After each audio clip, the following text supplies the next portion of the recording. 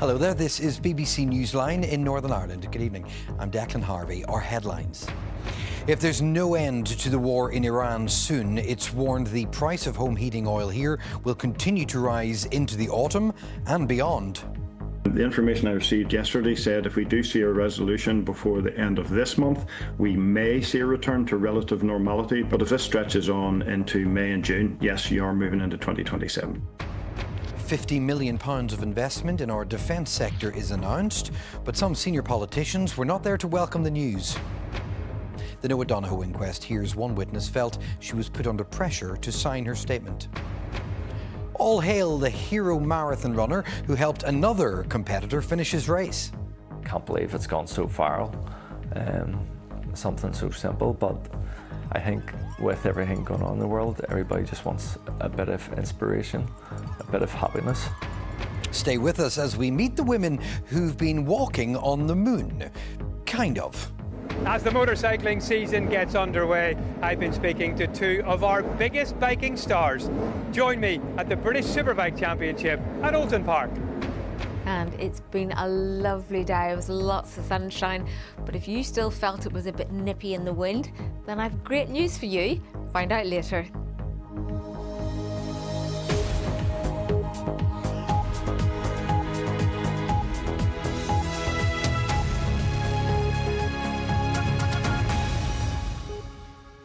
You are very welcome to Wednesday's programme, the 22nd of April. The high prices for home heating oil could be waiting for customers when the autumn comes round again. In fact, today consumer groups said if the Iran conflict isn't resolved within the next month or so, the impact on global oil markets will be felt into next year. Since the war began in February, the cost of heating oil has almost doubled in Northern Ireland, but you'll know that, of course, if you've tried to buy some. Gas and electricity prices are also not immune. Here's our economics editor, John Campbell. The US-Israel attack on Iran continues to send shockwaves through global energy markets. A ceasefire is holding for now, but the Strait of Hormuz, a vital route for oil tankers, is still too dangerous for all but a trickle of traffic.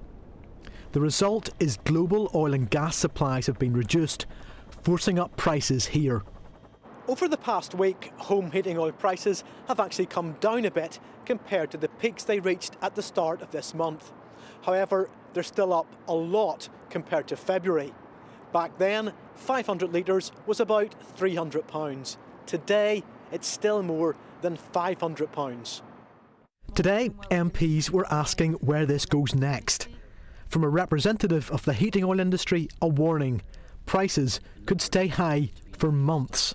Even if the Straits open tomorrow, it's going to take 4 to 6 weeks for crude oil to reach refineries. So that has to be refined and then put into the system. The information I received yesterday said if we do see a resolution before the end of this month, we may see a return to relative normality by Q4 2026. But if this stretches on into May and June, yes, you are moving into 2027. Rising gas and electricity prices have so far not made their way through to household bills. But the energy regulator says that won't last forever. For domestic customers, there has been no change at the moment. As I say, we mentioned those price reductions on the 1st of April. Probably that will wash through, and those price decreases will have to be reversed at some point if the current state of play takes place. So we have seen roughly about a 19% increase in wholesale electricity across the island of Ireland.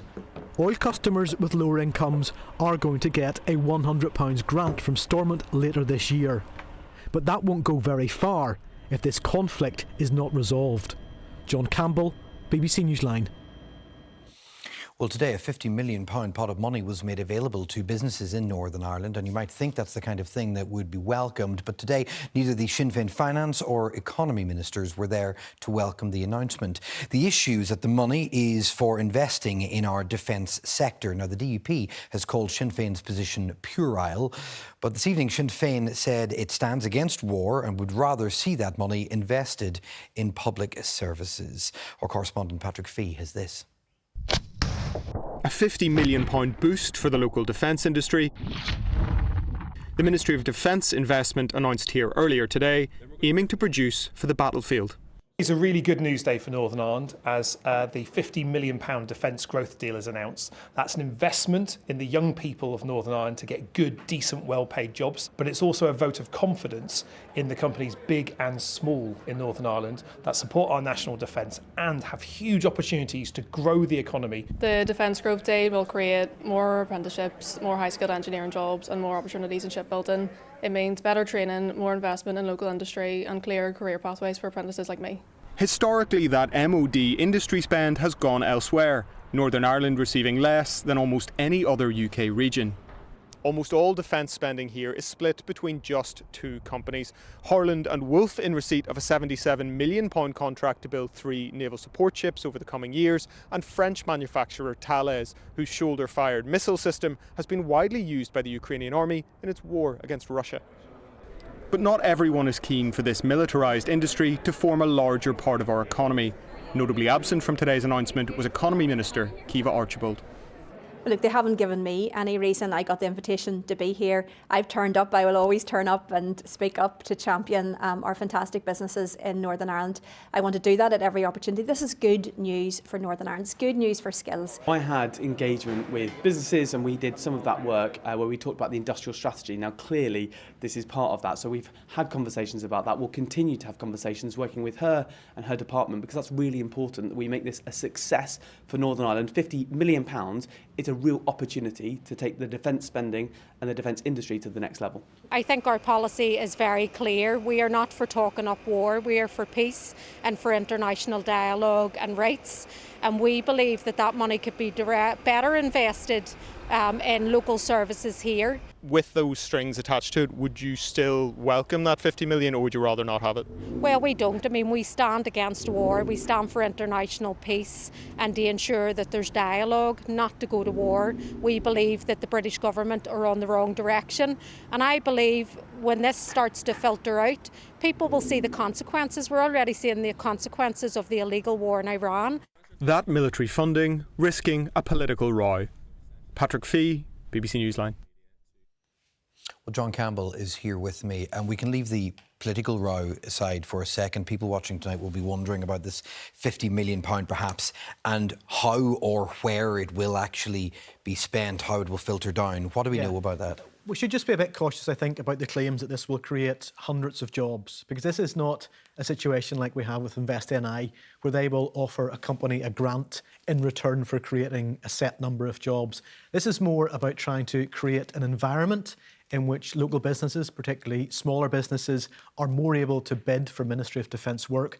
Therefore, that will allow them to grow, and therefore they can start to recruit more people. So, for example, a chunk of this money is going to be used to create something called the Secure Innovation Hub. So that will be a facility where smaller businesses can experiment, do research and development on projects which have a security or defence focus. Now, they might not be able to do those in-house in a way that a bigger company would be. So this is about trying to level the playing field to make those businesses more competitive when bidding for MOD work.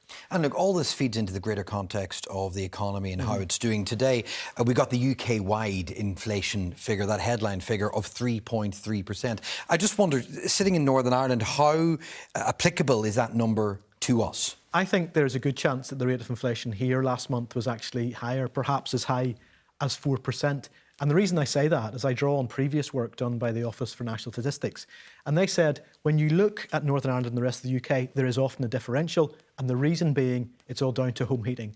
Because we predominantly use home heating oil, the rest of the UK, they predominantly use gas. That has different impacts on inflation. So here, the way home heating oil is regulated, it means that those rising costs have been passed right through to consumers almost immediately. Because as gas is regulated differently, that means consumers in GB haven't seen that same increase in home heating costs. And that's why I would say the figure is probably that bit higher here.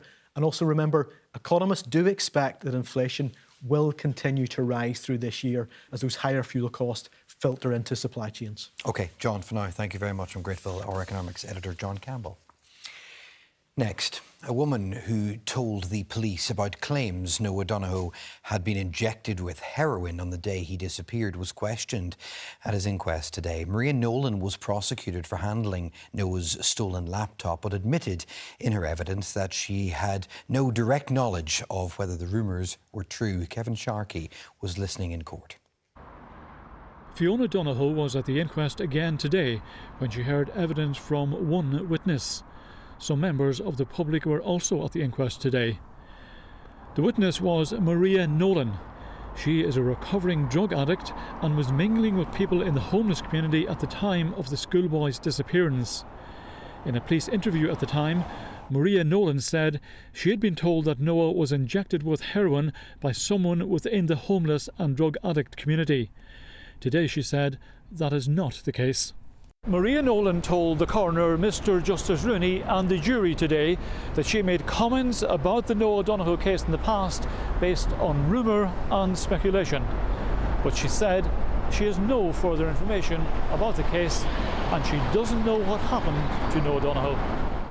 The inquest also heard that Maria Nolan attended a number of meetings with her own solicitor and a solicitor representing Noah Donohoe's family after his disappearance and death. Members of her own family and an aunt of Noah also attended the meetings. Maria Nolan subsequently signed a statement in which it was stated that she had information about what happened to Noah and it required further examination by the police. She has now given a different account.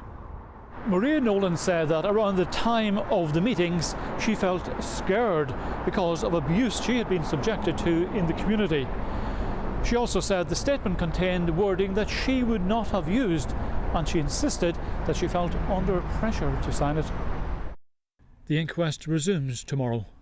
Kevin Sharkey, BBC Newsline at the Coroner's Court in Belfast. Well, as final pieces of what happened to Noah Donohoe and the story behind the events of that summer in 2020 begin to be put in place, you can follow exactly what the jury at the inquest is hearing. Our daily podcast is available on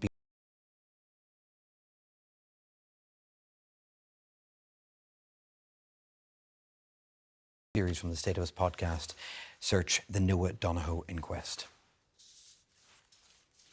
Next this evening, Aaron Beggs from Bangor, seen here in the yellow, had a dilemma as he ran towards the finish line of the Boston Marathon this week. He could sprint home for a personal best, or he could stop and help carry a struggling fellow runner over the finish line. As our correspondent Mark Simpson reports, Aaron did the decent thing. The Boston Marathon Good Samaritan. Aaron Beggs from Bangor came to the rescue, along with another runner from Brazil called Robson, for a young American athlete called AJ in his hour of need. Together, they made it to the finishing line, arm in arm. Back home in Bangor today, Aaron remembered the moment he decided to stop. I don't know what happened. There was an instinct inside me to go and help him. He was constantly trying to stand up and he kept falling over. I helped AJ get back onto his feet. He was struggling for a while and when he was struggling, that's when Robson decided to come over and help. I looked, it was roughly 200 metres, and if it wasn't for Robson helping me, we definitely wouldn't have got him there.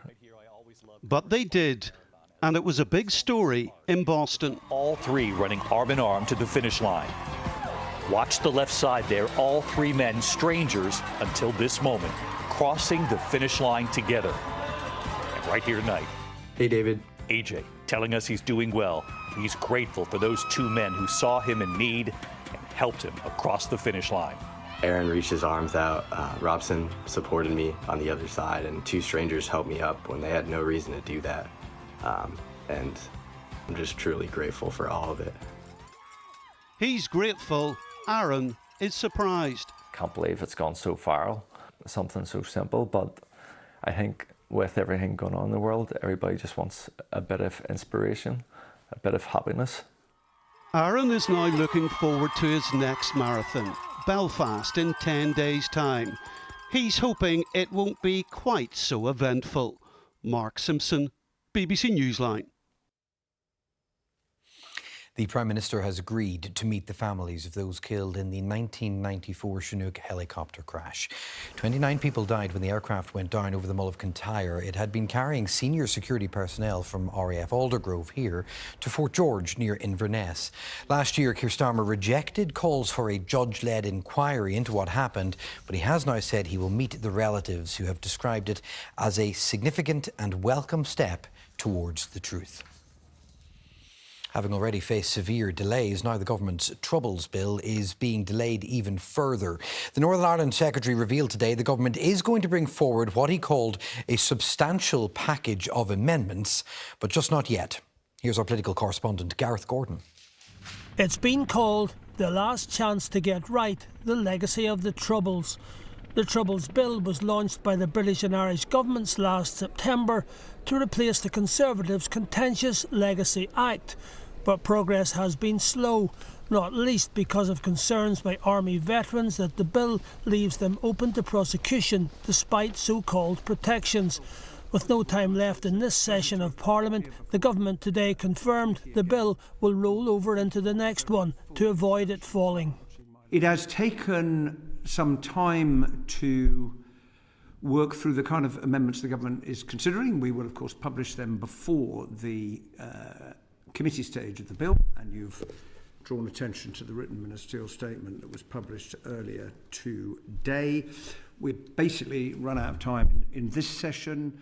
We also want to make sure, because of the large volume of amendments, not just from the government but from other members of the House who've put them down, that there isn't sufficient time to discuss them all. So what's the view of this victims campaigner? It is dragging out and the timetable is getting longer, and that's obviously difficult for victims, because whilst that happens, the current system under the Legacy Act remains in place and they have very limited options. There are already about 50 pages of amendments tabled to this bill, both trying to improve it in human rights terms, others trying to push from the opposition, trying to push back to a situation that was similar to that under the Legacy Act. What we're awaiting now is the UK government's own amendments on the bill. The DUP called this further delay unacceptable and deeply frustrating. Sinn Féin said the confidence of victims and families will be further eroded. Gareth Gordon, BBC Newsline. There are calls for the brakes to be put on plans to reform how special education is delivered in schools here. Changes overseen by the Education Authority are due to kick in later this year, in the new term in September, in fact. But charities and teaching unions have signed a letter calling for more scrutiny of what's being proposed. Eve Rosado reports. This letter, which has been written by the Children's Law Centre, agrees that change is needed, but says this is an unstable system, and if reforms proceed, the mistakes of the past will be repeated and potentially magnified. The Education Committee met at Stormont today after this letter was made public, and the chair believes that a pause is necessary. So we do need to listen, we need to stop, and we need to, I would urge the Minister and the EA to consider whether a pause at this time is appropriate, given the seriousness of the concerns that are being raised.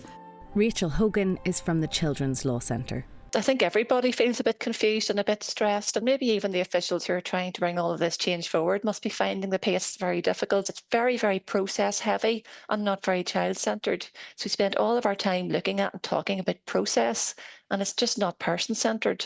And I don't think that teachers and school leaders feel that they're over the detail of it. Sean McNamee is a principal at a Belfast primary, and he's looking for clarity. At the minute, it doesn't feel to be positive. It feels to be rushed. I'm not sure that full thought has been given to all of the changes coming. I certainly think there needs to be a lot more clarity around what those freedoms for schools would look like. The Education Authority says that the status quo is not delivering for students with SEN, and they're encouraging people to respond to the current public consultation. It's absolutely right that we have that consultation, and it's right that we hear views on that. When we know what people have said to us, when we have analysed those responses, that's where we take the next steps in deciding what we actually will do. The Department of Education says they'll now take time to consider what these organisations have said. Eve Rosado, BBC Newsline. The recent mission of NASA's Artemis crew around the moon captured the imagination of lots of people back here on Earth. And the excitement and spirit of space travel has particularly inspired what is now a growing group of women in Belfast. Take a look at this. They've been allowing themselves to imagine what it would be like to land on the moon. Now, it has obviously involved a little bit of improvisation, but also a little bit of actual moon rock. Robbie Meredith has been to meet them.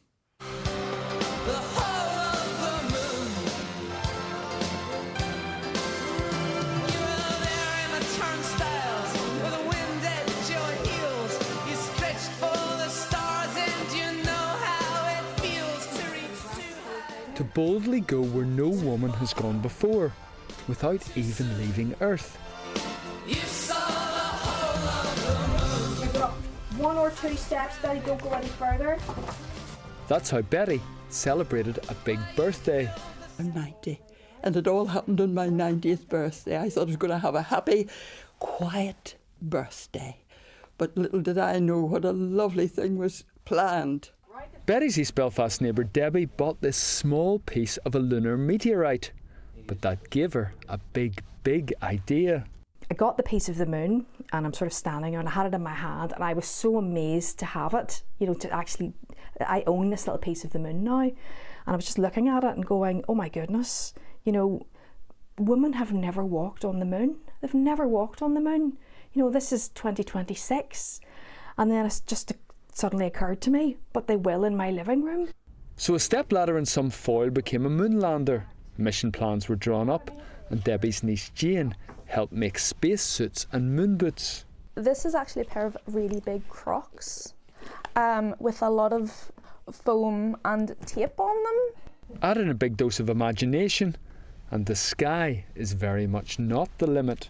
It's more moving than you would expect, and that it is actually literally part of a moon on a stick in a living room. And just there's something about just the fact that we're all just in the moment together.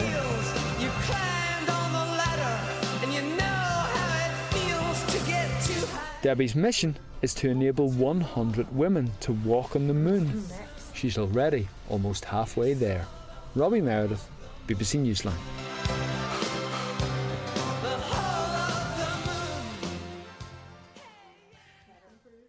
See, there are some stories that really get people in the studio here talking. That is one of them. I'm sure you'll be talking about it at home this evening as well. Thanks for letting our cameras in to see that. Let's turn to sport, though, this evening. Stephen Watson has it. And tonight he is at Alton Park Motorcycling Circuit just outside Liverpool. The biking season is underway, and here today the UK's top riders, including around 20 from Ireland, north and south, preparing for the start of the British Superbike Championship. The series is one of the most prestigious in the world. Many riders too are getting ready for the Northwest 200. Race week is just 12 days away. And I've been speaking to two of our biggest names in the sport, Glenn Irwin and Michael Dunlop, who has just secured a deal to ride a very special factory Ducati with its first proper outing at the Northwest.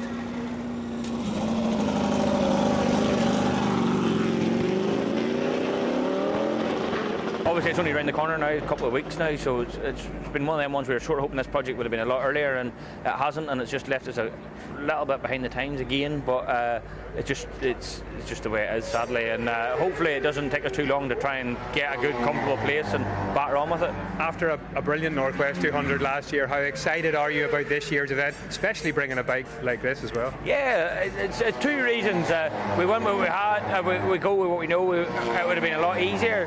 This is a complete different animal of a motorbike, which is going to take, sadly again, I think it's going to take the Northwest about a test time to get me to a better place of where I need to be, or because we're just struggling with a bit of setup at the minute. And you know, if the weather's good at Northwest, it's going to be hotter and heavier than it ever was, so I think it's going to be some good racing, but I've no doubt it's going to be hard work. Just as I say, we've hit a few hurdles and we just need to try and short them next week. Probably harder to go from BSB to the Northwest than vice versa, because here we're prepared to put the bike in the air fencing and such. There it's not so good if that happens, so you got to be extremely disciplined and I guess focused, and if you're focused and disciplined, you're okay. obviously a lot of natural passion for the Northwest, so BSB is very much an intense environment, one that I thoroughly enjoy and thrive on. But the Northwest feels like a holiday for me, as I've always said. So kind of go there for a bit of R&R, win a few races a little bit well, and then come back to Donington recharged. Can you just describe how important the connection is between Northern Ireland and the British Superbike Championship? So many riders and teams here taking part.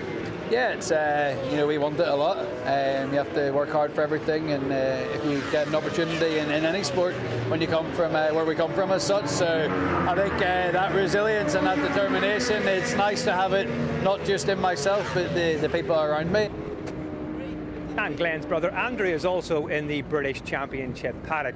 One of the biggest names in the BSB is England's Storm Stacey, and he's the special interviewee on our BBC Bikes podcast, which is available on our YouTube channel and on BBC Sounds. Now, in local football, one of the biggest personalities in the Irish League, David Jeffrey, says he's returning to management for personal and professional reasons. He will take over the reins at Portadown after the departure of Niall Curry earlier this month. Jeffrey has had lots of managerial success previously with Linfield and Ballymena United and is back after a 3-year absence. He's been talking to Thomas Kane.